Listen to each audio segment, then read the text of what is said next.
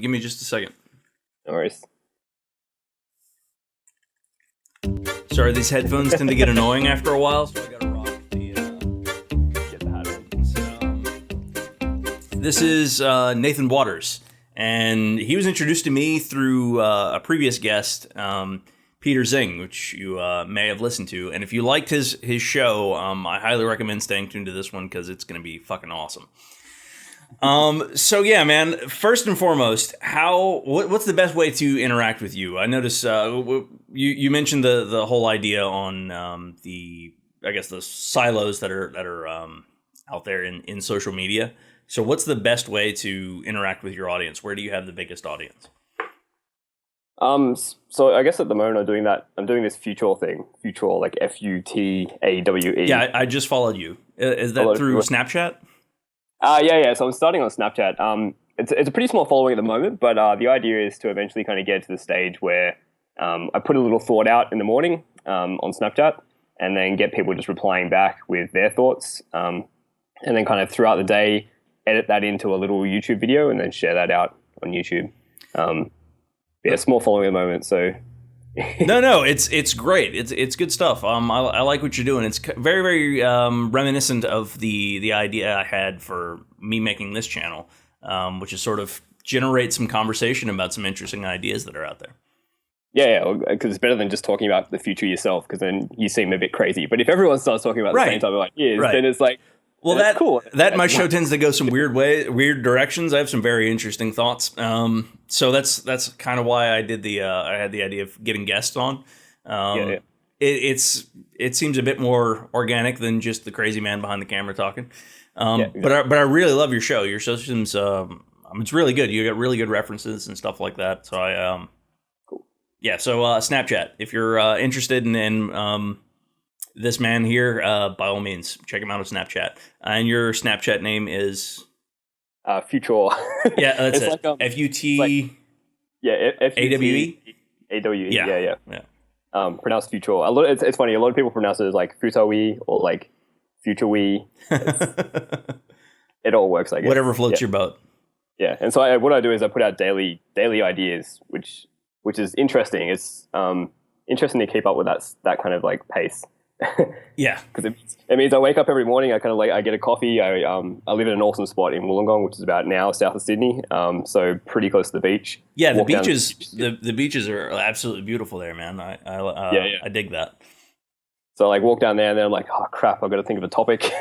Well, there's a process to it, isn't it? There's a process to sort of coming up with these things and having these thoughts. It's not something that you can just sort of throw on. Yeah, exactly. It's a frame of mind, really, that you kind of have to put yourself in. Yeah. And it's always about, you can talk about any different topic, but it's really like whatever is on your mind at that moment. Because, if you're actually interested in it that day, then you'll talk about it. So for example, yesterday, I was discussing topics around, how do you hack a local election? Yes. So are you running in the Science Party? Is that on the to-do list? Yeah, Peter asked me about 2 days ago. And so, yeah, that's why I was like, okay, my brain was like, shit, how do I'd love to run, but like, yeah, I'll for it. Yeah. But the problem is with local elections, no one ever really gets in. It always seems to happen. So I'm in America. I feel your pain with political systems. So if I run, I'd want to do something where I somehow hack it in a legal way where it's you work out some way to do something really cool. Some sort of algorithm that'll figure out, if you have this, subset of interest on, Facebook or whatever platform you choose, then it could go out and find your audience for you. Yeah. Find the influencers and then just get them to spread it. Yeah, that would be brilliant. Some evil little that would be brilliant. Tactic. So, I guess, let me see. What do you think about I've got to ask. Well, I like to think our elections are a litmus test for how the rest of the world sees us. Good God, our candidates are embarrassing. They're pretty bad. Yeah. I do I think most people who are kind of liberal, even here, I think most people like Bernie. But it seems like he's probably not going to get anywhere. Unfortunately, if he runs as an independent, I think this is a perfect storm opportunity for an independent to win. Because, all right, so if you look at both Hillary and Trump, they're splitting their own party. And it's already a very small portion of the population. Something like 30% identifies as either Republican or Democrat now. Most people register as independent. But the thing is that 30% is more active than anybody else, and people tend to think that that even though they're registered as an independent, they'll still vote along party lines, Democrat or Republican, based on where they sort of stand.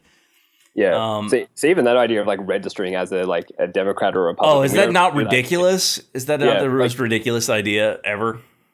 Like there are people here who like always vote for like one of the parties, but there's no process where it's like you're this and you'll always vote this. Like people change their That's such a weird. It seems like a way to lock people into like. Well, the problem is the parties tend to cannibalize themselves. They pander to their own audience. They're their own echo chamber.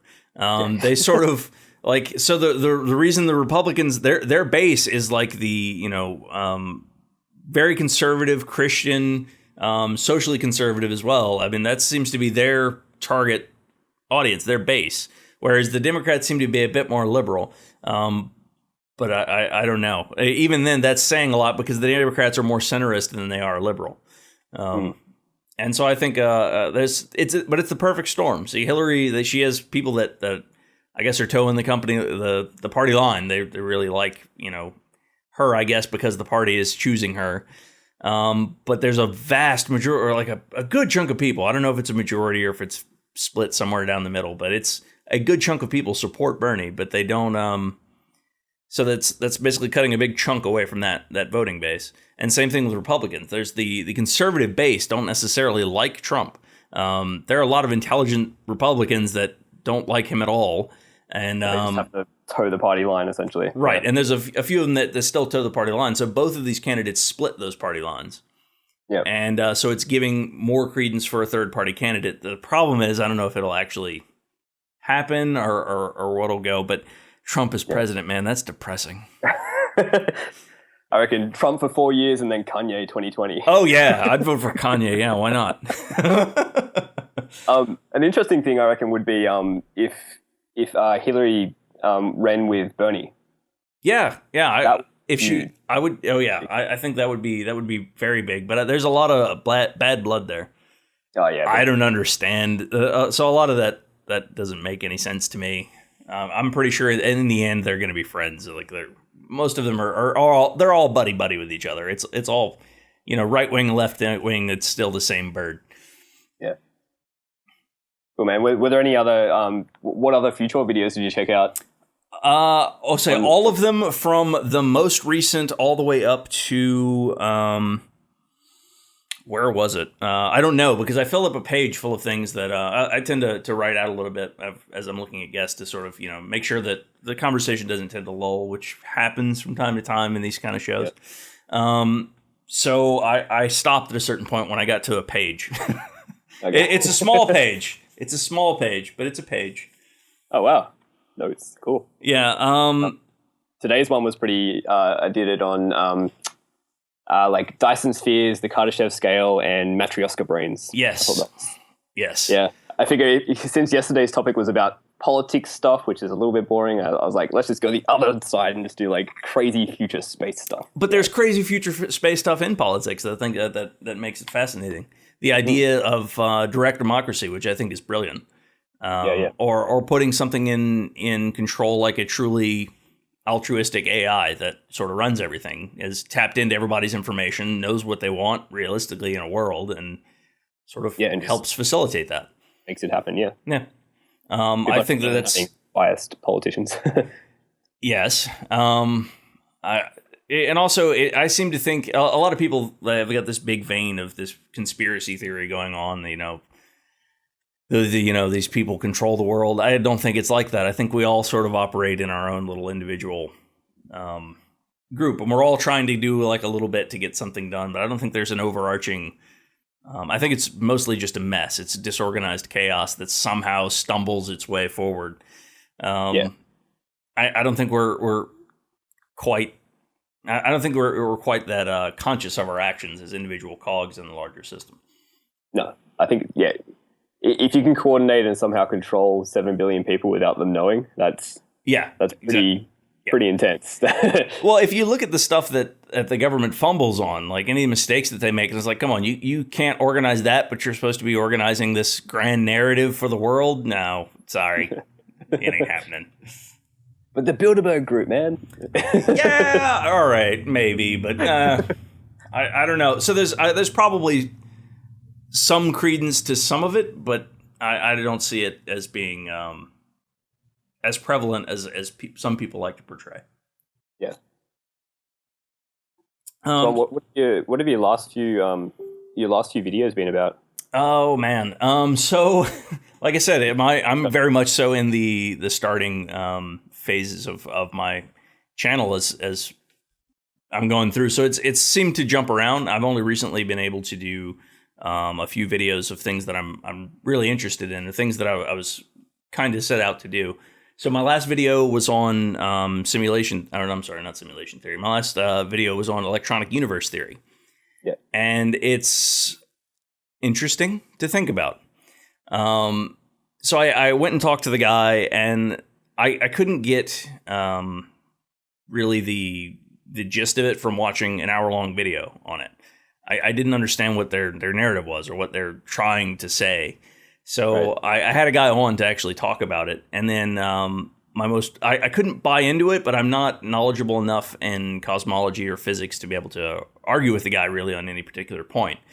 Yeah. So I had a professor on to come on and talk to me about it and explain to me why, what aspects of it are wrong. Because there's a base core science around plasma physics, which they seem to have gotten a lot right. But it's the extremes away from that they've just sort of lost it. Right. What's the general gist of the whole theory? Like what's currents are so electromagnetism is more of a prevalent force in the universe than gravity. Okay. That's pretty cool. Yeah. So I can understand some of their ideas. Like they like to think that the sun is sort of like a Z-pinched plasma. And in looking at it, it's like the scientific evidence doesn't necessarily show that that's the case. It is fusion from everything that we can possibly notice. But we did originally try and kick off fusion. Our first experiments in cold fusion, they all surrounded using Z-pinch to kick off fusion. Okay. So does it somewhat relate to that whole what's that theory where there is no matter, it's just information, and everything kind of just flows on top of that? Yeah. Yeah, that's let me see. In the last one before that was I was talking with Peter, and we got into simulation theory for like an hour and a half, and it was great. I've done a few videos on that. Yes, that was like the second 2 videos in of yours. I was like, holy shit, simulation theory, hell yeah! It gets very crazy very quickly. Well, yeah. I sort of like the idea that this is a classroom that we've been sent here to sort of experience, and we've been sent to mature in the roaring technological age of the 20s, and maybe once we gotten to the point and proven that hey that we're cool people, we only want the real cool people in the real reality. So then we're just sort of going to wake up in the the Matrix tube, and they're going to pull all the plugs and shit out of our head, and we'll be in like the real reality and get to play with all the fun toys of the future. Or we simulate our own universe, and then they simulate their own universe, and then they simulate their own universe, and then. Well, think about our simulated universe. I mean, it's more likely that we are the simulation. Oh yeah. So I like to think that this is a classroom, and we don't know we're in class. Yeah. So we're here to prove to. I guess the AI that we're cool people. Hang out with us, man. Bring us into the real world. Let us into the group, man. Yeah, exactly. But I don't know. But yeah, even though the idea of the stuff that we're creating, that's absolutely fascinating to me. The world is going to be an amazing place in 50 years, or even 10 years. I think it'll be an amazing place. But imagine 50 years, just how crazy things will be. These will be fossils. These things right here that we carry around, and these little tiny computers that we access the world through. I think that's going to be. Those are fossils. Those are done. Well, definitely. Isn't the prediction like Kurzweil's prediction like 2029 or somewhere around there? Like computers the size of blood cells. Yeah. Yeah. So that's only 13 years away. Right. Right. Is that the right prediction, or am I way off? Well, I'm not entirely sure what the prediction is, but it's there. The fact is, within 50 years, it's going to be an insane fucking place to be. Yeah. The idea, or one of the ideas I was exploring with Peter is the what sort of social structures do you see around the world of tomorrow, if you will? What do we have to build in order to create the future we want to see? So, like, altruistic AI and stuff like that sort of has to be in place, but also basic income, that has to be a thing. Oh yeah, definitely, yeah. So just the idea that I'm not necessarily very high up in my company, but it is a fairly large company. I do network security, and the idea that I get to work with AI, just me, just the low man on the totem pole, as far as I see it, I don't see myself as being some big important thing there. I really don't want to be, if I'm being honest. But I get to work with, or at least I'm on the list for IBM's Watson. Their AI, they're leveraging it for cybersecurity, and I get to work with that. I mean, that's just fucking insane to me. Like, me, I'm just a dude. I get to work with AI. How badass is that? And it could potentially do my job. Yeah. Well, that's like, I've had so many theories about the basic income thing. Like, I've been pitching at the moment the Science Party. One of the ways to like achieve a basic income without the government having to pitch out, like to fork out for the entire cost of it, which is going to be a massive endeavor. They'll have to introduce some new tax. One way I've thought that you could kind of ease that and kind of like counteract the effects of technological unemployment is just start reducing the work week. Yes. So go from 5 days to now like just force all companies like over time to be like, okay, now it's 4 days, but you have to pay people the same rate they expect, right, and the same benefits. But now you're only working 4 days, and so you're like it's kind of like the government gets to like counteract unemployment and technological automation without having to fork out the money to pay for a basic income. They just put the pressure on the companies to be more productive by forcing them to reduce the work week down. So you go from like 4 days to 3 days to 2 days, and then the government will be like, okay, fuck, we should probably like pay for a basic income now. Like, there's riots in the streets. We need people to stop doing that. Well, I think there has to be something. I mean, we can't keep doing this thing. We should definitely leverage our technology to make lives better for people. And if we can provide, shelter, food, internet, I mean, just clothing, basic stuff. I mean, that's ultimately what I think we need to be doing. Yeah. That's the only thing that really makes sense. One of the things I'm really big into is this idea of a peer-to-peer economy, because I kind of see jobs as kind of like a modern form of slavery. Oh, I hate them. I hate them. All right, so the idea behind my channel is to get away from the corporation as fast as I possibly can. Like, you'd love to, like, that'd be ultimate to just like have a YouTube channel and just like discuss the future all day and get paid for it. Yeah, that's pretty much. Like, you and me both. That'd be awesome. Yeah, that's my idea. I think that there's a need though for modern day philosophy or a modern day narrative, even if it's just a narrative, showing off, hey, there are the interesting things going on in the world today. I think those things are important. There's a value there, an intrinsic value, and I think people can get behind that. Yeah. I've got a few ideas on that. Like, so one thing I want to kind of transition people towards is where.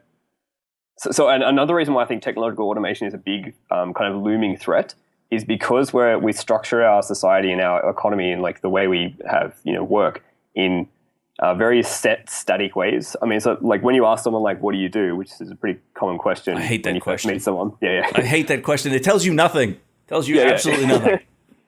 But then it's the thing is, like, if you say like I'm an accountant, say.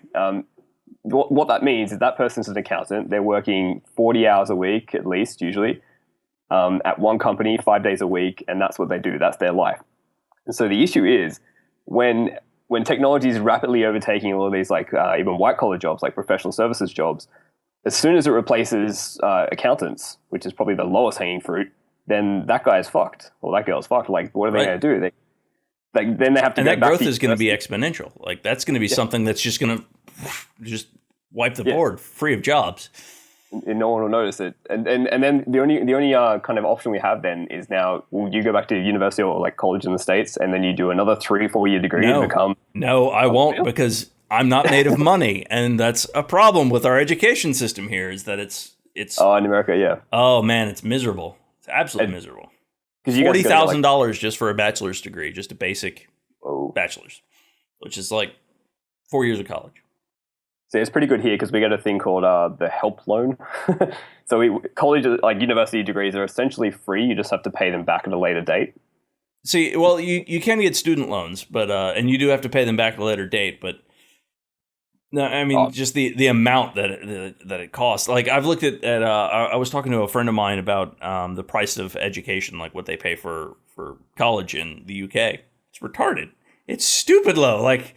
Yeah. Man, it's brilliant compared to our system. It'd be cool if it was free.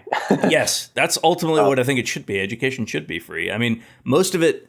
So I say it was probably about 10 years ago, I decided to take on a project of just whatever I wanted to learn to do, just teach myself how to do it. So I've taught myself how to play guitars and how to edit videos and put up set up recording equipment and use do home repair and just everything I could possibly think of that I never learned how to do. Just figuring out if it's possible for a human to do, then let's learn how to do that thing from the internet. And it's amazing what you can learn just from all the information that's out there. So I think that even the face of education is going to have to change, the way we learn.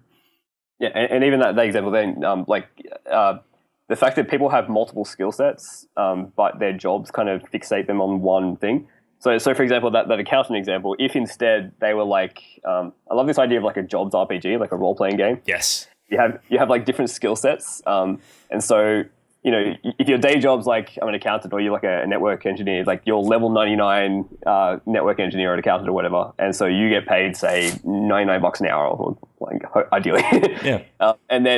But you might also be good at like playing guitar or making dank memes or like graphic design or like... It's my favorite pastime at work is we pass around dank memes.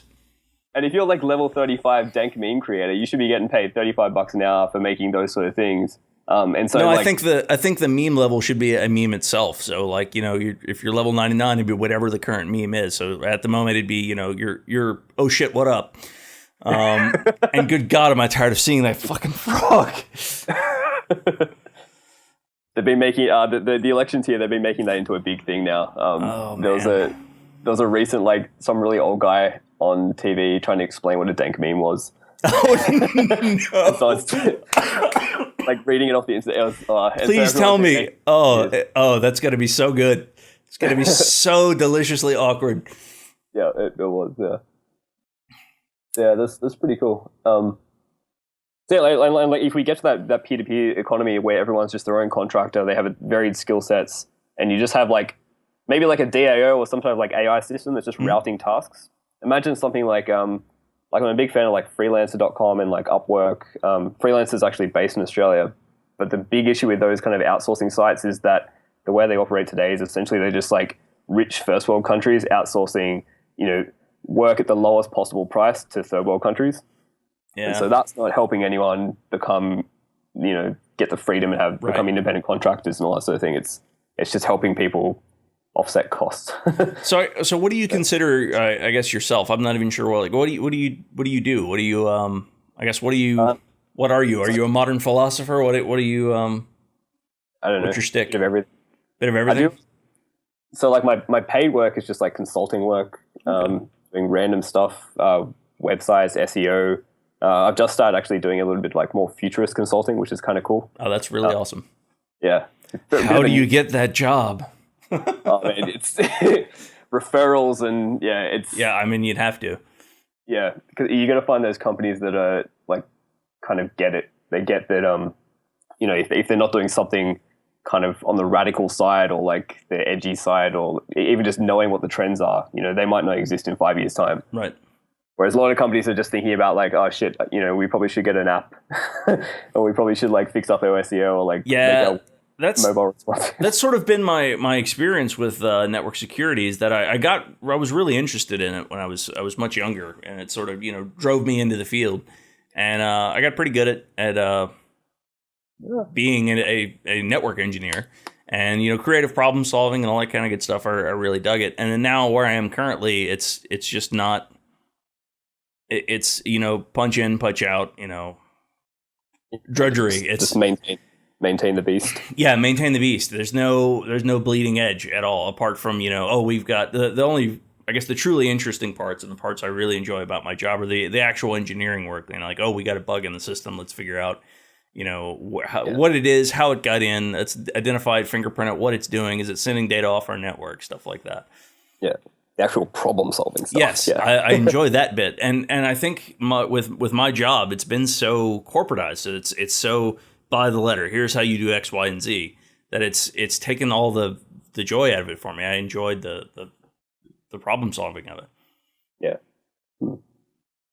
What do you think about Are you into the DAO much? Have you been following that? My introduction to it was actually through your video. Oh, okay. Wow. Okay. How do we? Well, yeah. What do you think of what's your interpretation of what you think the DAO is? Because no one knows what it is yet. I don't think we have the metaphors yet to explain. I think that's the difficult thing. I think you did a pretty eloquent job of explaining it. To me, it sounds like it's a decentrally managed system for organizing resources.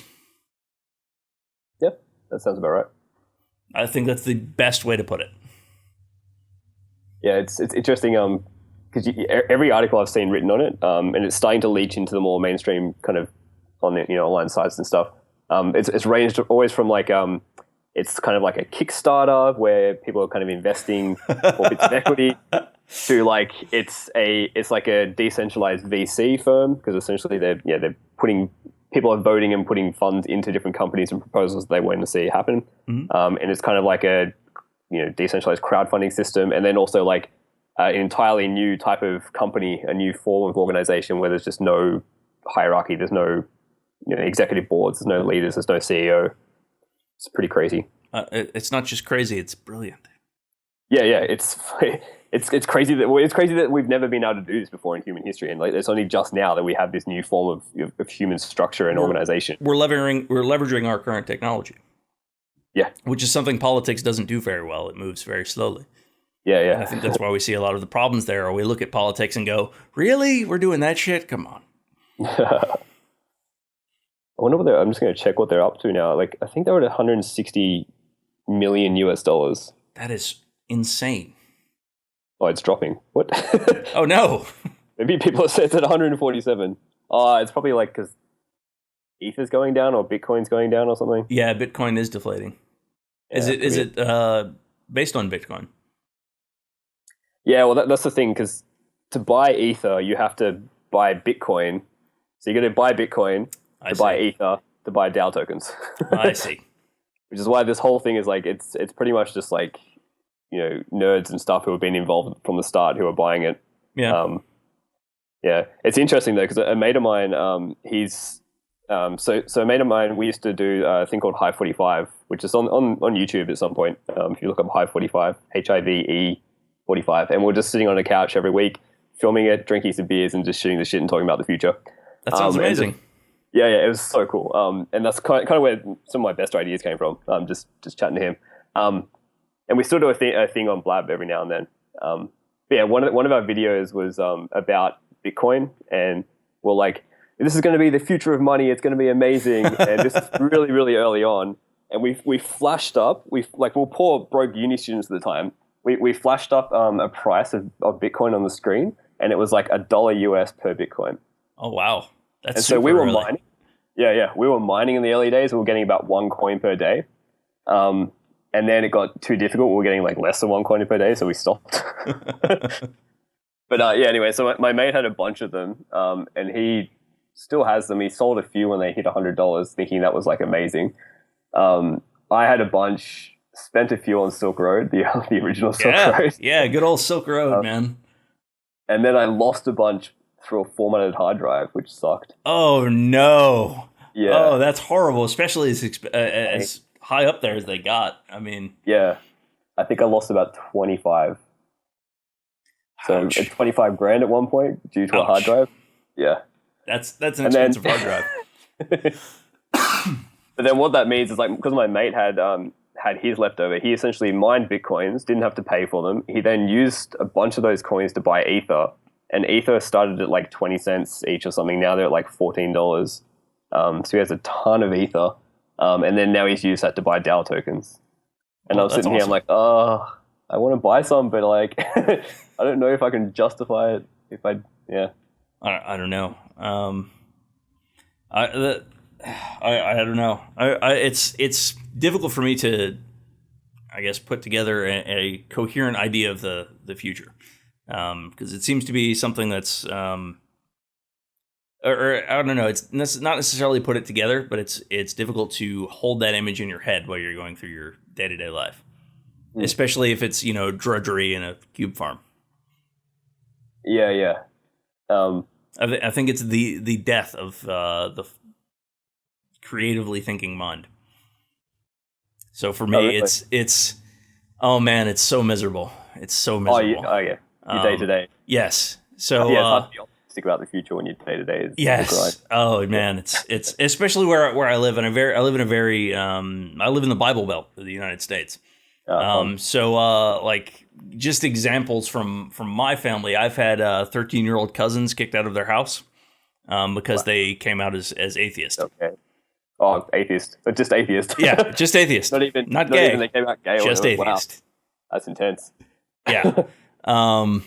Yeah, so it's a very, very interesting place. Even my job, if they were to watch any of my episodes at all, I'd probably get fired for it, but I don't particularly care. Actually, not even sure legally if they could. I really hope not, but this is a very strange place to live. Yeah. It's like an bubble, I guess. Yeah, so I work for Catholic Healthcare, actually. Oh, wow. Okay. Yeah. You're the atheist infiltrator. Yeah, I am. I'm very much so the atheist infiltrator. So it's not just that it's hard on a day-to-day life, but it's also hard to sort of discuss these ideas and find people with similar mindsets in my everyday surroundings. So it's something that definitely wears you down. Yeah. I actually tend to notice in the the Peter Zing circles, like he runs like the transhumanist meetups and all that. I tend to find like it's really interesting. We all tend to be the same type of people in a weird sense. Like, so like we're all like atheists. We're all into transhumanism. We're into basic income. We're all into like maker spaces and hacker spaces and like bush stuffs, which is kind of like Burning Man equivalent. And I do love. I love me some Burning Man. Yeah. I haven't been, but I really want to go. A mate of mine went last year, and so it was pretty good. Apparently 2017 there's going to be like a lunar eclipse or a solar eclipse or something. Oh, man. It pairs up in time with it. So that has to be amazing. Come on, tell me there's not going to be some amazing stuff there. I did have an uncle and an aunt who went, and they're both police officers, which I think is amazing. I think more police officers should go to events like that. Yeah. So that's another thing. I think there's a resurgence in the use of psychedelics as like healing medicine, healing psychologically. So like in dealing with in cancer patients who have they're having trouble dealing with their terminal illness. It's going to kill them. They're having trouble dealing with the infinity that is death. It stretches before them. It's anxiety inducing to say the least. And I think that. And they're showing through the use of psilocybin and similar psychedelics that they can ease that anxiety and help them, I guess, be more accepting of their fate. Yeah. Well, it's bizarre that they recently brought out those MRI images of the brain on acid, and it's just crazy seeing like the difference between like the regular brain state and then like while on acid it's just like lit up everywhere.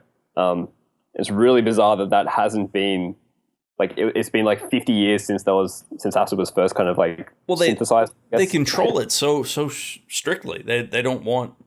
I guess they don't allow the research to be done. That's even getting that much is impossible. So all the experimentation has to be done at home. Yeah. Because where there's a market. Yeah. It's bizarre as well because you got all these like. you always hear all these stories of like all the futurists in the world, all the billionaires, they're all experimenting with psychotropics and stuff just to kind of like come up with new ideas that are kind of out of the box and kind of find the patterns and predict where things are going. Yep, I take was it Alpha Brain, which is a psychotropic. Okay. And I'm experimenting with modafinil. yeah. Modafinil's awesome. Although I tend to find I can't take it every day. Right. Because a little bit like I've had it the past 2 days, and then today I'm like, okay, I probably should have a break, and you feel like a little bit like less.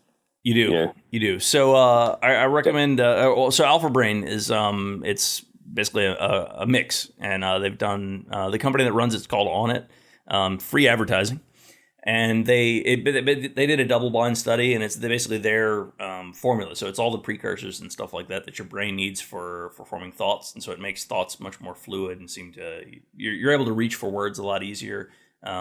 When you're thinking about things intensely, they just it's sort of an easier process in my experience. That's cool.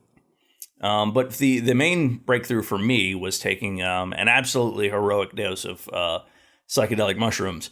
And for me, that was a game changer. That completely rewrote who I was. I used to be a very, very anxious person. I suffered from severe depression, all completely gone after 8 hours of staring into the heart of the universe, for lack of a better term. Wow. Well, where'd you do that? Was it just at home or like? Yeah, it was at home.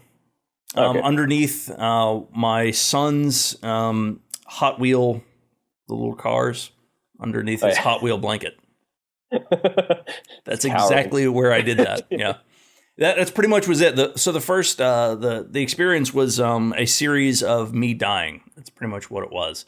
So I just watched myself die over and over again. But every time it did, it would show me something absolutely beautiful. So like the first time it happened, I was real anxious and pin up and wound up and not dying. And then I was like, wait a second, this is just an experience. I'm here to learn something. So just let go and let it happen. And it did. And it, would, I guess, reveal something beautiful, like, the feeling of being loved by the universe, which sounds very hippie and crazy and out there. And even saying it sounds ridiculous, but it's fucking true. It's what it felt like. And if you haven't experienced it, you really don't. It's difficult for people to understand. Yeah, I haven't quite. I've tried shrooms a few times, but it's never really, been the correct dose or something. Mm-hmm. So it's never really had kicked in. But acid is pretty crazy. Yeah, I did acid much younger, and so I wasn't capable of really understanding or any. I guess my capacity for introspective thought was very diminished. More just like, there's definitely that difference between people who are like, take drugs for mind expansion, and probably the younger you are, the probably more you're just like, let's just take drugs to get fucked up type thing. That was pretty much it. That's where I was going with that. Yeah. So describe to me, I guess your experience. Well, I mean, do you think that psychedelics are, I can't say for sure if you're experiencing some spiritual realm or whatever it is. I don't know. The only thing that mattered to me was that it was an experience I had, and it made me look at the world a bit differently. Yeah, I think so. Every time I've ever taken these things, it's always been around a bunch of mates who are like thinking about the same type of thing, which is always fun. Like, so it's more of it becomes a massive like discussion about the future and technology and all these sort of things. So I remember that I think the first time we just lots of discussions about like just patterns. Like I think like fractals are a huge thing. Yes. I feel like fractals are kind of like I don't know, they're kind of like because when you look at like the Mandelbrot set and things like that, and you actually understand the equations and how it works, it's that whole like simple equation expanding into like an infinite complexity, right? Just through iterations, like the whole z equals z squared plus c thing.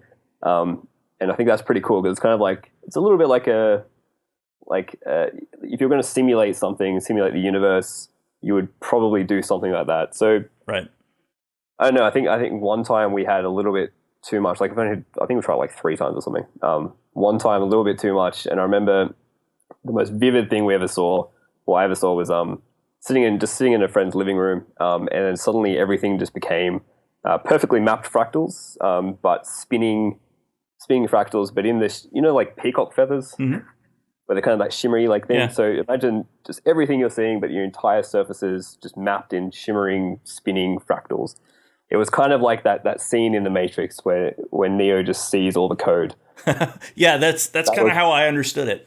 So for me, it was more of I've before this, I had years of practice of meditation and stuff like that. Basically, just focusing and trying to steer my mind. And so enabled to, I kind of read about what the experience was like and stuff like that. So I took fasted for a day and took a very large dose. Nothing but mushrooms, turned out all the lights, basically made it quiet and just let it come to me. Closed my eyes and just let it happen. And at first I was freaking out because obviously I'd never, it came on so quickly, I guess. So I experienced the ego death, but it was like that. It was gone. Like it was just, poof, you were just winked out of existence. And it was a lot like a strong DMT trip. I'm not sure if you've ever experienced it. But it's basically like having your consciousness blown through a tiny hole in the universe. And so basically you're blown through this little membrane and you're experiencing everything. So like I could shrink down to the tiniest size that I wanted to, and could see, I guess the workings of atoms. But at the same time, it wasn't like, it didn't seem like something you could like actually see. It wasn't like you traditionally picture like an atom or something like that. It was a kind of like what you would see if you could see a quantum field. So a complete quantum vacuum where you have particles and antiparticles popping in and out of existence and stuff like that. And sort of at every level that you sort of zoom back from that, or however small or deep you went, it always formed basically the same overarching pattern. And it sort of all swirled into each other. And in the geometric shape, each piece had its own facet, and each facet was its own reality and had its own experiences and interesting things going on. And you could jump in between these things, and it was just insanity for 8 hours. And it would sort of, it would let me go. So it would like show me this amazing thing, and it would just sort of fade out. And, I could open my eyes and I was fine. And then as soon as I would lay back down, it would just immediately grab, like I could feel it like tugging at the back of my consciousness. And every time I'd sit down and just let it go, like it would just take me into some crazy other world. So it was like looking at the machinery that runs reality. It was absolutely life-changing. That's awesome. Yes, and I recommend it for everyone, but only if you have the right mind state. Yeah, otherwise you're going to have a bad day. You're going to have a very bad day. Yeah. How do you think that? I've often thought that the whole all these like mind expanding drugs and things, they're kind of helpful towards leading us towards this whole like augmented virtual reality world we're possibly going to all end up living in. Oh, we're totally the sex organs of the machine overworld. Yeah.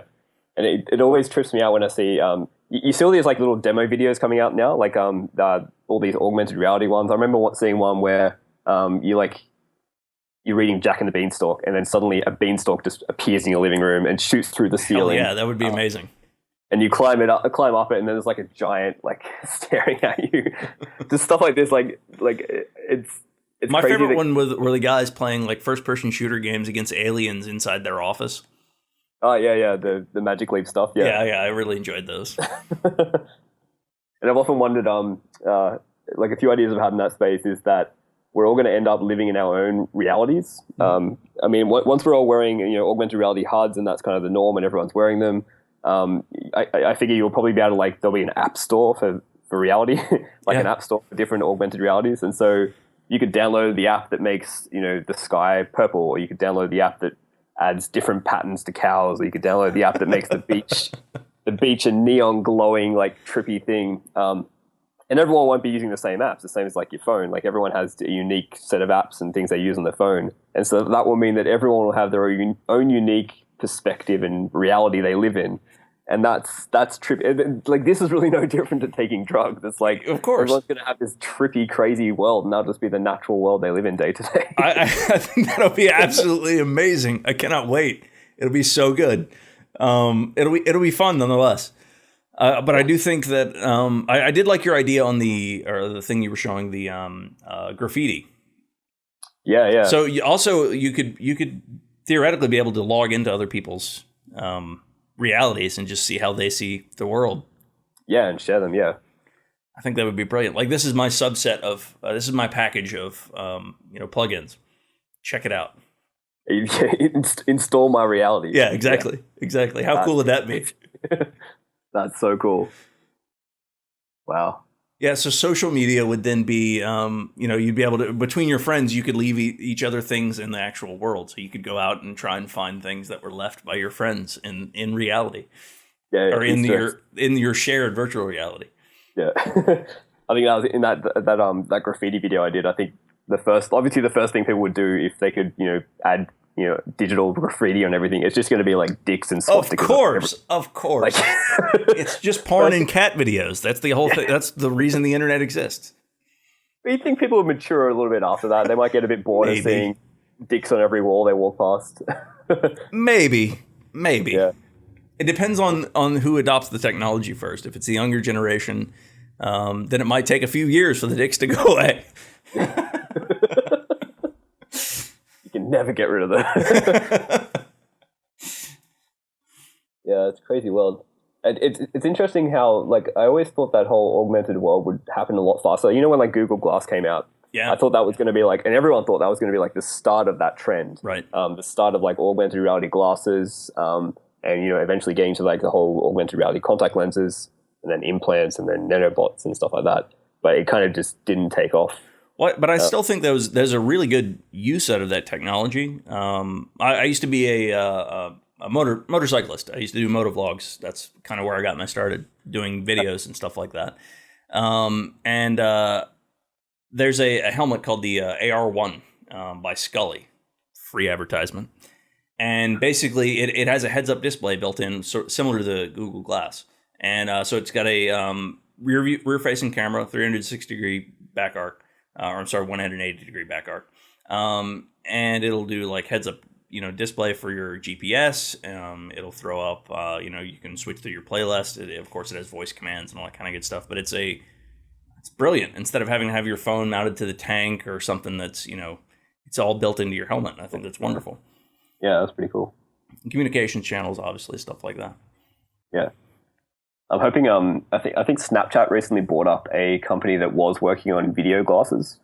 So I've always thought that like maybe the next thing, the progression will be like, okay, get everyone wearing normal looking glasses that are kind of like Ray-Ban looking, regular glasses, sunglasses with a hidden video camera that has enough battery life to kind of like just record either non-stop or within kind of like every couple of minutes or something. Or you would just be able to like, tap the glasses and it records a 10-second video and uploads it straight to Snapchat.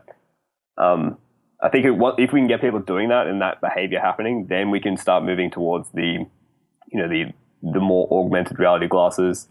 So I think it's going to come a bit differently. I think it'll probably come from the gaming industry.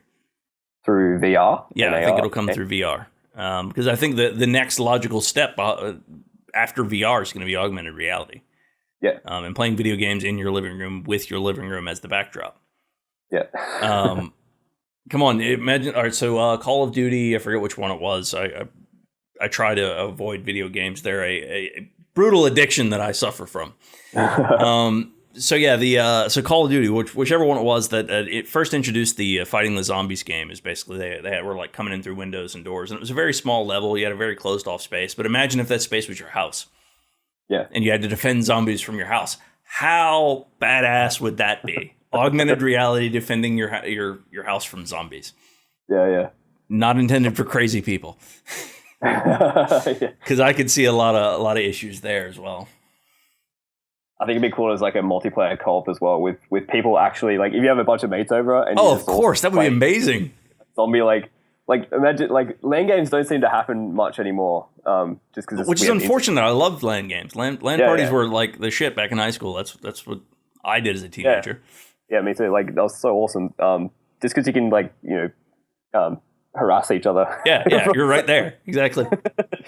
But it'd be awesome if you could do like you see all these videos and stuff coming out now with like VR and AR, and it's always like a bunch of people sitting on a couch watching someone play the game in VR by themselves. Yeah. I think partly because the headsets are too expensive and like you're going to be tethered to a computer and all that crap. Exactly. But once they get to the point where everyone can wear a headset and everyone just naturally has one, then that'll be awesome. You could just like have little mini crazy zombie attack games and like whatever. Just right. So I think, and apart from that, I mean, if you've got these VR headsets that you've or augmented reality headsets that you're using for gaming, I mean, how long until you can put all the technology in a smartphone into one of those, and you can just wear them and keep them around, and then you have the functionality of your phone in your headset, and then okay, well, let's install some apps to augment my reality as I walk through life.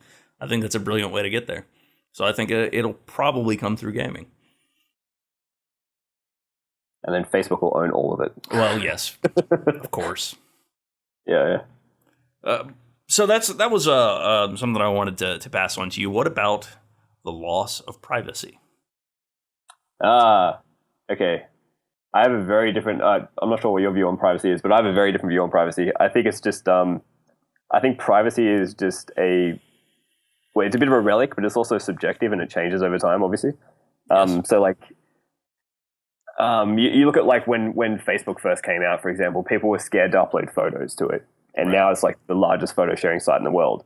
And the trend is towards sharing more and more data. And the younger generations are way more, fine with sharing data. Like you look at Snapchat is like awesome because it's kind of like the first mainstream life logging platform because people are putting out little daily montages, little stories of their entire life. And they're happy to do that. They're not fussed at all.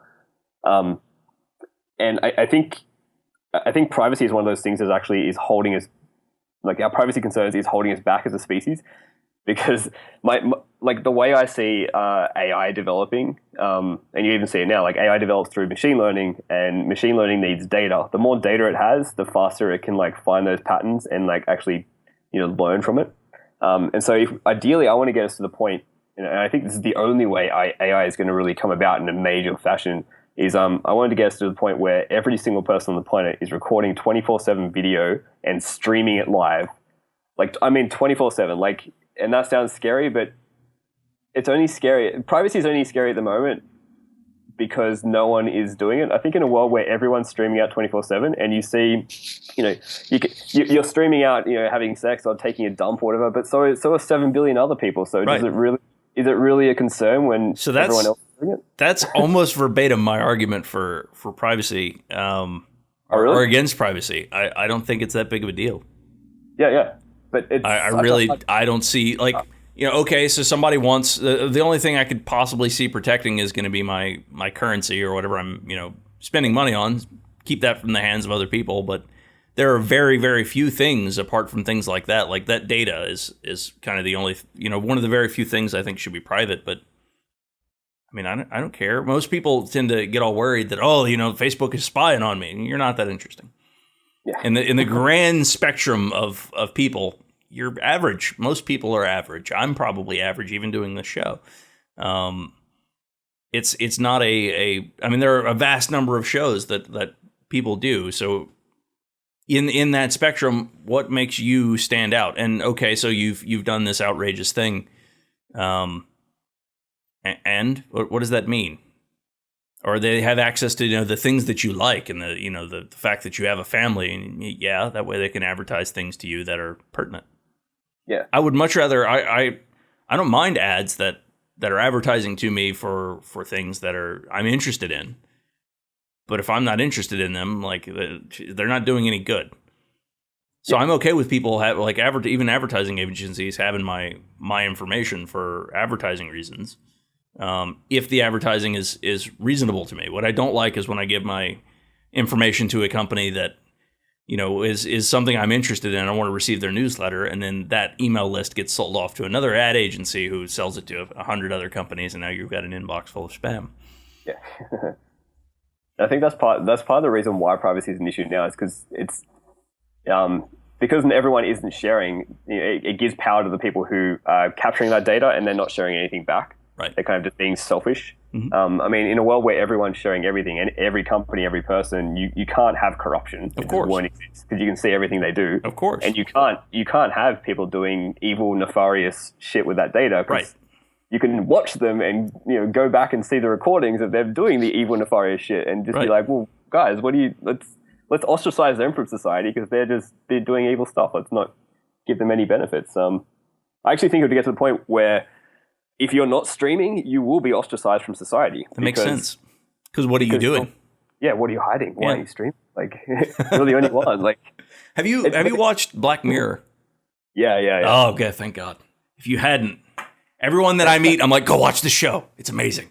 Yeah, it's dystopian though. It gives a bad. It is. Sci-fi, but I kind of like it. Yeah. It's what the negative aspects of our nature could do with technology, and I think it's lessons for things for us to avoid. Yeah.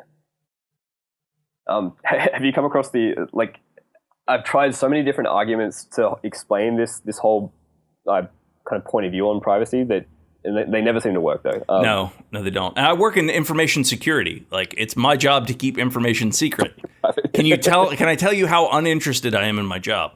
I do my job. I do a damn good job of it. They pay me well, or I don't know. They pay me less than the national average significantly, but they pay me enough to do the work that I do for them. And I do the best by them. I keep their information secure. I advise them the best that I can. But I'm really not that interested in it. Yeah. Have you So one argument I always use with the privacy thing is that so typically people are scared that companies and governments are collecting all their data about them, and so one counterpoint I've always tried to push, but it never sticks, is that you should be recording everything you do about yourself now and kind of like not sharing it out yet, but just kind of storing it for your own use, so that say in 5-10 years, I think the biggest threat to other companies and organizations having more data and knowing more about you is that they can manipulate you on a behavioral and ideological level without you knowing. That is a terrifying idea, which is why I think that given that sort of power, what we need is a truly altruistic AI, something to run in the background. Yeah, and monitor everyone. And yes. In a nice way. It cannot be a human. It cannot be a human. Yeah. It can't be NSA. It has to just be an AI that it cannot be a human entity. Exactly.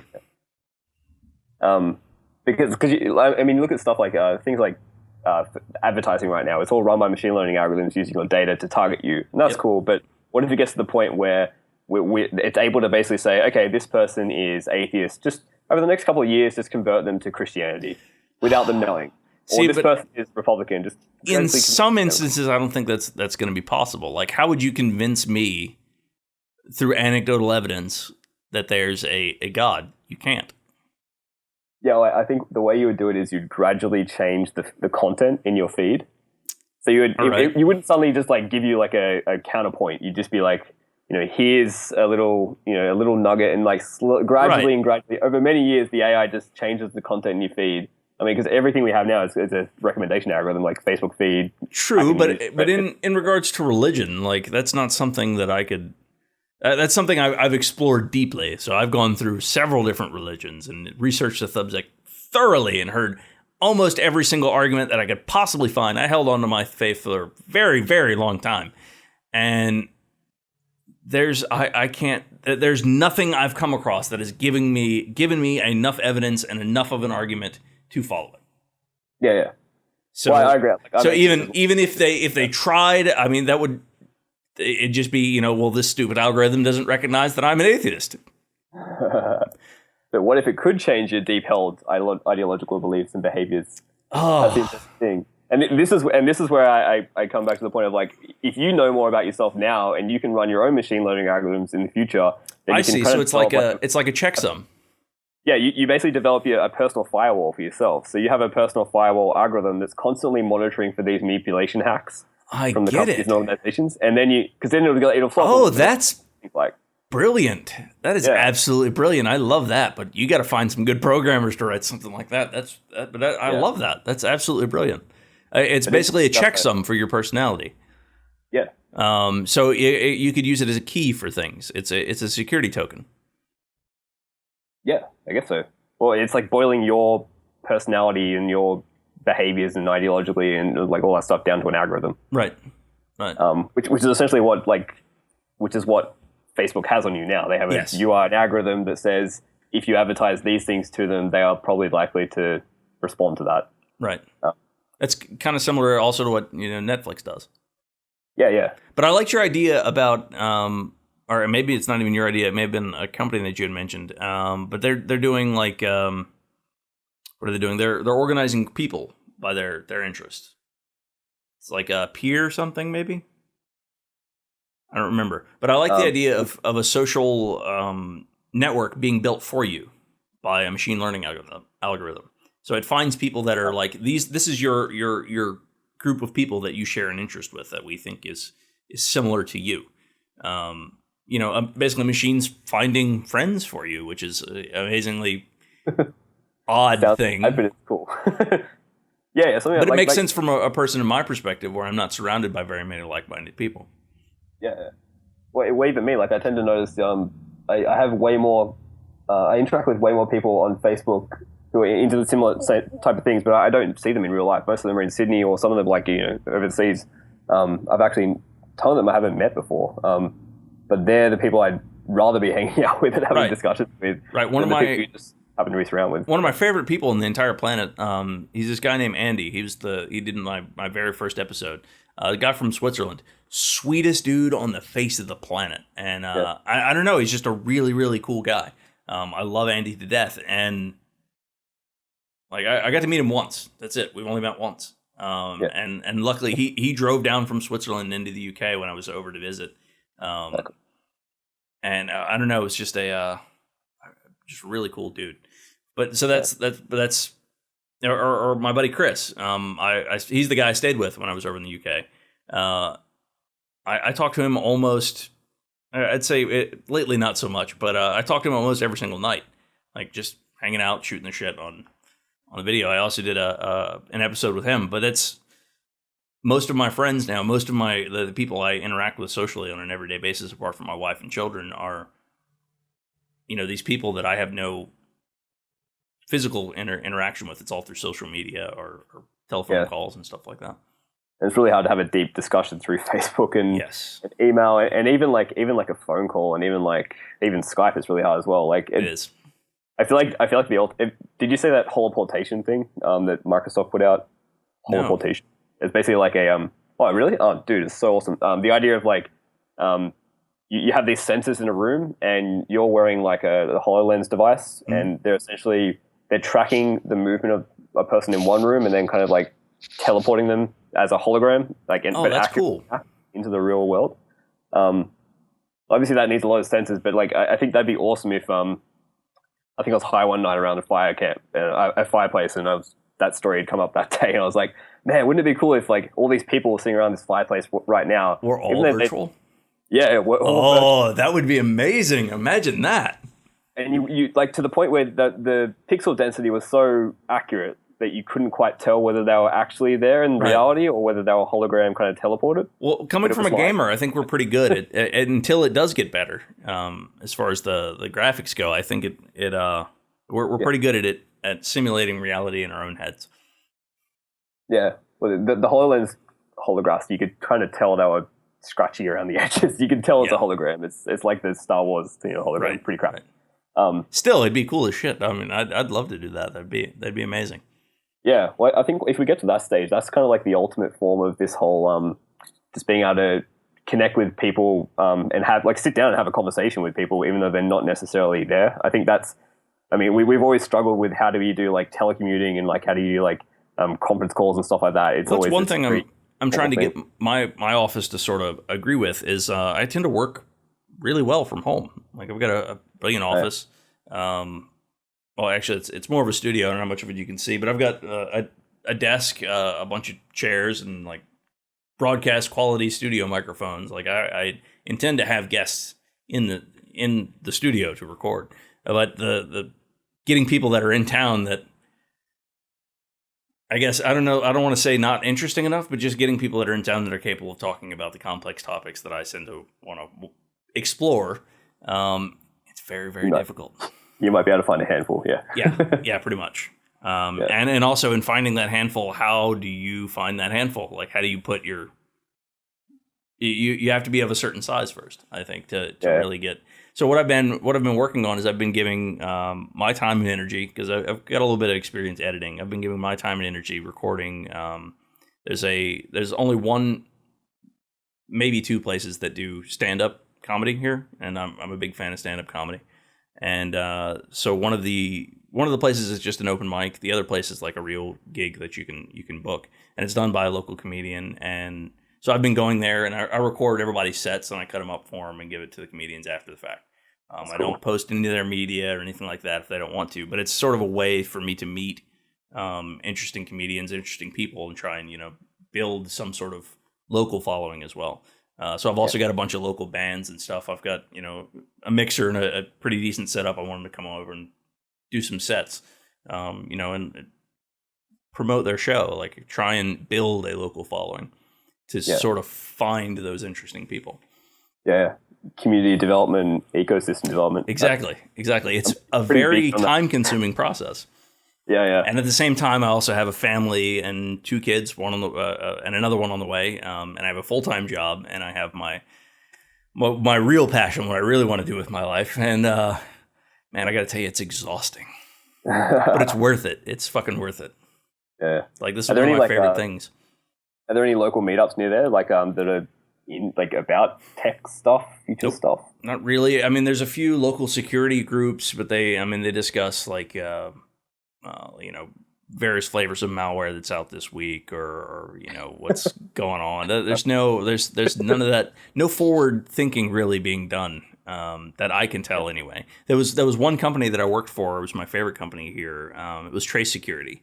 And they were basically a managed service, or you could call them managed services, I guess, for security. They would hire us out, and we'd go out and do like penetration testing. We'd also do social engineering. So we'd show up as a telephone repairman or pest inspector and try and talk our way into the building. And I worked there for 3 years. It was amazing. The problem there is they had automated pretty much our chat. Basically, their main selling point was no longer the engineers going on site and trying to physically get into your building, and also physically being there to hack you and penetrate, the network and stuff like that. We instead they started just selling a box, which is death to engineers. And then, so for me, coming from that environment, which I got to travel to every state in the United States at least once, except for Maine, Hawaii, and Alaska. Only been once. I did get to go there, but it was only once. So every state at least twice, except for those three. I loved it. I loved that job. Traveling around hacking into shit. Yeah, pretty much. And during your downtime, I mean, you get to talk to people from all over the country. It was an amazing experience. And to go from that to Bible Belt. nothing. There's just no tech companies. There are no I guess bleeding edge tech companies anyway. Yeah. It's kind of a similar thing here in so Wollongong's like an hour and a half drive or hour and a half train trip from Sydney south. And it's maybe like 200,000 people or something, like a fairly small, like coastal city-ish town. Mm-hmm. And yeah, there's like no, I mean, even to get together like a tech meetup, like people who are just into tech broadly, you'd be looking at maybe like 15 people max would turn up. Whereas in Sydney, when you go to Sydney, they have like, tech meetups for every little specific, language. And it's interesting when I first started hanging out with like Peter Zing, who runs that, like, so there's so many groups up there that are just all similar, like the Basic Income meetup, there's a Transhumanist meetup, there's a Science Party meetup. That's amazing. All we this stuff. Don't have anything like that. Yeah. Like when I first went into those groups, how when you first meet someone for the first time, and you really want to talk about some particular kind of future topic, and you start kind of like probing a little bit, but like going really low level stuff. Yeah. And then I was doing that in some of those meetups, and they'd come back at me with like crazy, like high level thinking futurist topics. And I'm like, whoa, hang on. I have to reassess, I can actually talk about these crazy topics without laying all the base level stuff. Yeah. Right. It's really, it's a brilliant world, man. The internet, I think, is key. And I do think it's a human right. I think it's something that's, it's beautiful. It's absolutely beautiful. It connects us in a way that we've never been connected before. It makes us more empathetic. It's, in theory, could bring about the utopia that we all sort of dream about. And everybody says, "Oh, it's bullshit. It's that's never going to happen." How do you know we can't do that? Like, why is it unfeasible? Everything I've seen, like as far as I can tell, no one knows anything really. We're all just sort of making shit up as we go, especially social structures. So why the fuck can't we make a utopia? Come on, why not? Yeah, exactly. We At least can, a protopia. right? We can engineer, diseases out of entire species of animals, including ourselves. Why not? Let's make this shit a bit. Let's liven up the party a little bit. Come on, man. I mean, do you want to? Does everybody really want to keep going in their 9 to 5 every day, or do you want to be at home, spending some time with your family, or and what time you do spend professionally, you're doing something you really want to do because your basic needs are taken care of. What if you just want to visit your friends all day and sit around and drink tea? Wouldn't that be much better of a career? I mean, it's not really a career, but isn't that a better life? The modern day Greek philosopher. I think that'd be cool.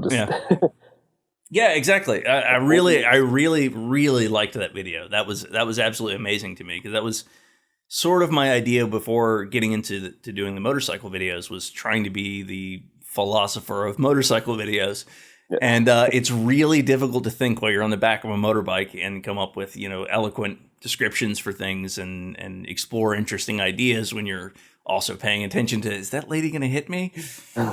So that's why I decided to switch to the podcast, I guess. So it's an amalgam of ideas for me, and it's something I would much rather be doing than any other thing apart from maybe my family that I'm currently doing in my life.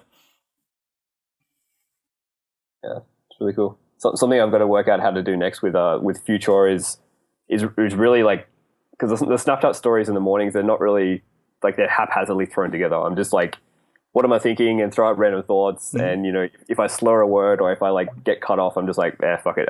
I'm trying to do this really quickly. No, it's brilliant. It's brilliantly done. That's the way it should be. Yeah, but it's still not. I feel like it's still not. I'm my own worst critic. I hate my show, to be honest with you. Every episode that I watch, I'm like, it wasn't good enough. I could have done better. So what I'm suffering from is I have the ability to watch a show and go, that's good. What I lack is the ability to go as to how to make that show good.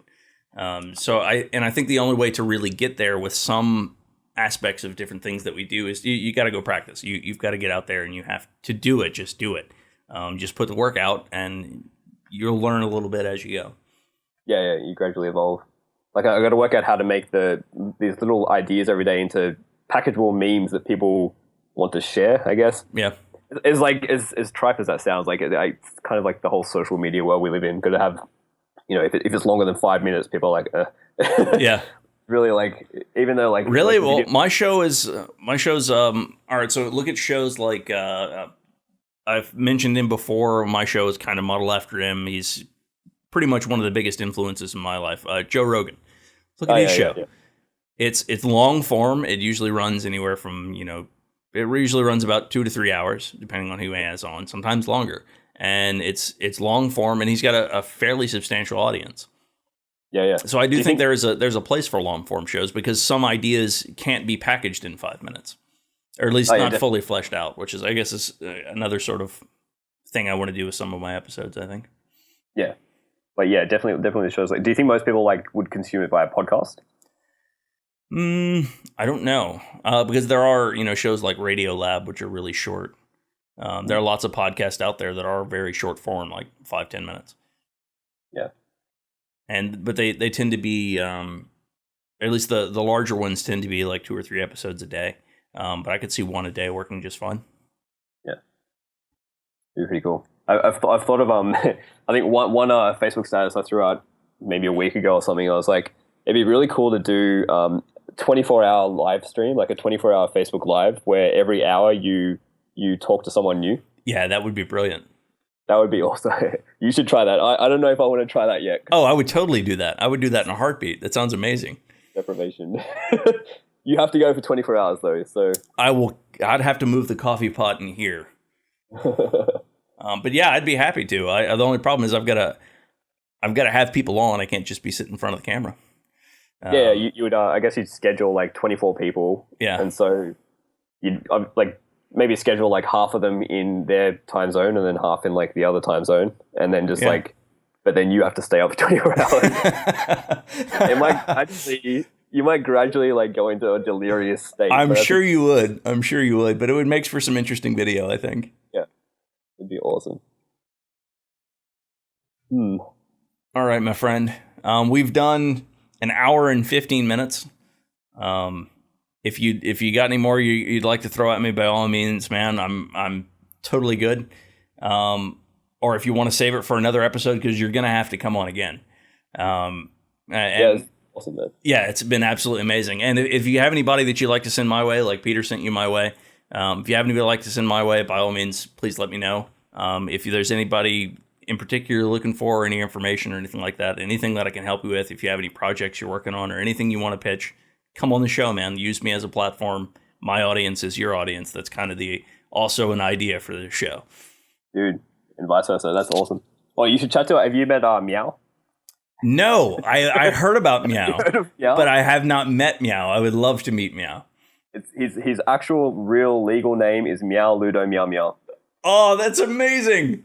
It's like Bodie McBoatface. Yeah. I was so disappointing they didn't name Bodie McBoatface Bodie McBoatface.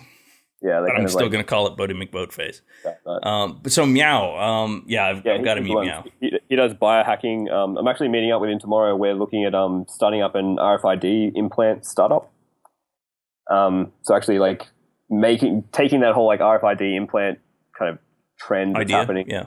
And just maybe taking it more into the mainstream. The idea of like I want to just be able to throw away my wallet, like keys, cards, and cash. And that's the only reason I haven't got an implant yet is because as soon as I can replace my Visa debit card, and like that's just usually over like PayPass or Payway, is what they call it here, like just the NFC stuff. And our transport card here called Opal, which is for trains and buses and stuff. If I can replace those, then I can throw away my wallet and just have an implant in my hand. Of course. And if you could do it, I would do it. The first time I heard about the biohacking and inserting the RFID chips, the technology wasn't there to make them secure just yet. So people could steal your RFID tag. We used to do it when I was in Trace. We would go into the cafeterias most of the time in big companies. They're public spaces. So we'd go in with an RFID reader, basically wired into the collar or the cuff on a sleeve. I would say a blazer, and we'd go in and shake people's hands or, just brush up against them with our RFID readers, and we'd pull their tags. And then we could reproduce them and get key into the areas that they were in. That's awesome. I don't know that there are many dedicated people out there that are trying to get into secure areas. But it's possible. It's a thing we used to do. It was amazing, the kind of stuff that we used to get away with. Just be glad that banks are insured. Yeah, so that should be an interesting thing. But yeah, by all means, if you'd like to give me an introduction, I'll shoot through an email. Yeah, please do. Do you have anything going on, man? Any projects you're working on, or anything you'd like my viewers to be interested about, or throw some attention your way? Anyway, I think if you guys just want to follow me on Snapchat or Facebook, or YouTube when I finally start that up. I've got all the channels are set up. It's just like I'm just waiting. So there's a couple syndication companies out there that'll do it for you. You pay them like $20 a month, and you basically upload your data a single location, and it'll post it to YouTube, Twitter, and all. It'll basically hit all your stuff. So it'll do Vimeo, Stitcher, or however you want to post it. I'm not sure if there are any that are doing. At least I'm almost positive there are none that are doing Snapchat.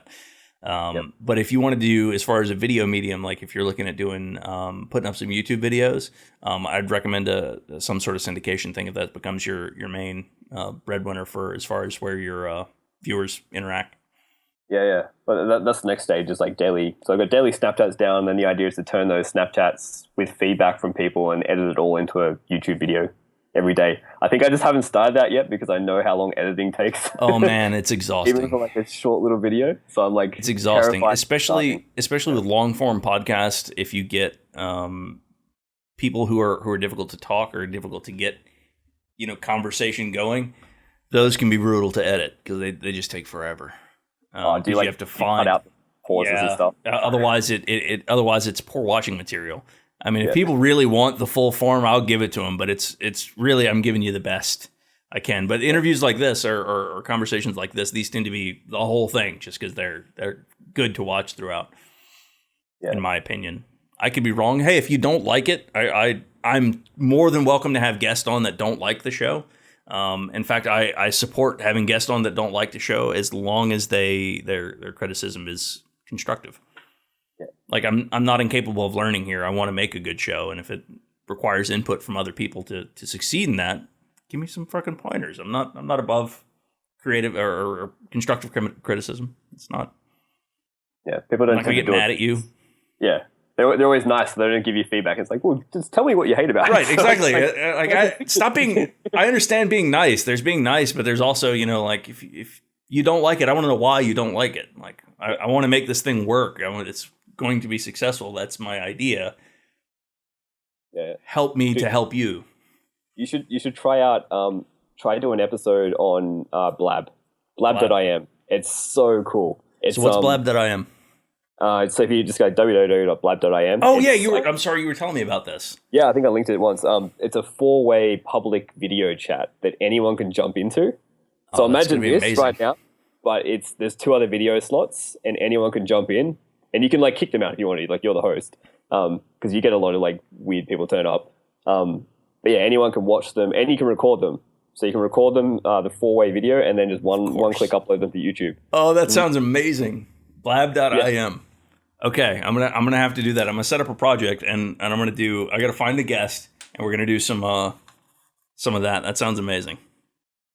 I'd jump in on that because they're really fun. We've had some amazing. So me and a mate were doing. My mate Tristan, we're doing the High 45 thing, because he lives in Sydney now, and I'm in Wollongong. We stopped doing those drink beers on the couch thing and film it. Right. So we tried doing. We've been lazy the last couple of weeks, but we did a few of them where. Just he and I were just chatting, and then anyone who came along could jump in. And even if you just have like one random, like who's in tune with that type of thing, the conversation is just like so awesome. It's really cool. It just like at one point we had one guy call in who was driving at the time, streaming from his phone. Sounds like my buddy Chris. But he'll put the phone like in the dashboard so he can't see any of the gauge cluster, and he'll just drive down the road and talk. Yeah, it's really cool. So yeah, I'd recommend that. It's a really cool format. Definitely. Pretty awesome.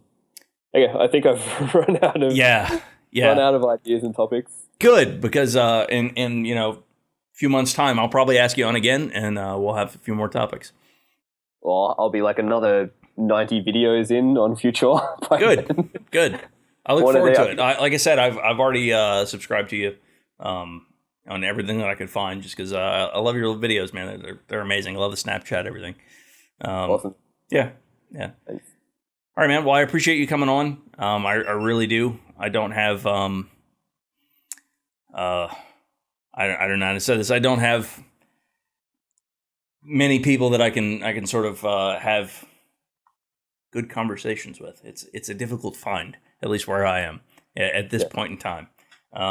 So if there's anything ever that I can do for you, my viewer base is maybe 150, but it's enough that they viewed. I have no comments, which is fucking bizarre. And much like you, I keep asking people, hey, come fucking say something. Yeah. We need to get get endorsements from like Jason Silver and like Peter Diamandis and like exactly. Salam Ismail, like get those guys to actually help promote all these like amateur podcasts and stuff, so we can like get to the next level, so we can get more discussions happening. That's the idea. I'm saying like my viewership's really low at the moment. I don't know how to change it. I think we just need. I don't either. I think maybe it's a discovery thing. I think. A lot of it, you just have to put out the work, and it has to spread naturally. So I'm expecting a year or two, at the very least, of not doing anything really. Just doing my show on a weekly basis as I do, and what comes. I think it's something that has to develop naturally. It's not something you can just go poof. You have a viewership.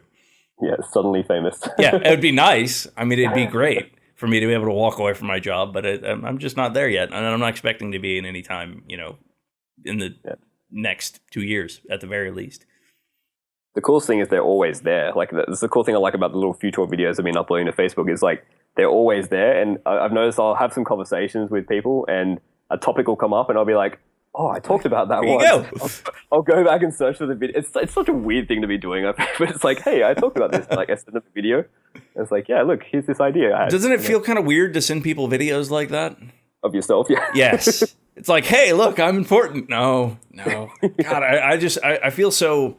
It's difficult for me to ask for like money or ask for funding or to point a finger at myself and say, look, I'm doing a thing. It's difficult for me to do that. I don't know why, even though it's kind of the thing you have to do, even though it's the worst part about doing something creative.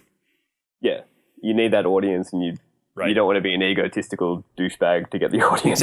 Exactly. I'm trying to be humble. The audience in, right? Not necessarily you, the person. I guess. Yeah. Right. It's interesting. Oh well, we'll get there. Anyway, sorry, man. Like I said, these conversations tend to drag on, and I tend to keep people. But thank you again for coming on, man. I appreciate your time, and you have to enjoy the rest of your day. Yeah, thanks, man. And awesome.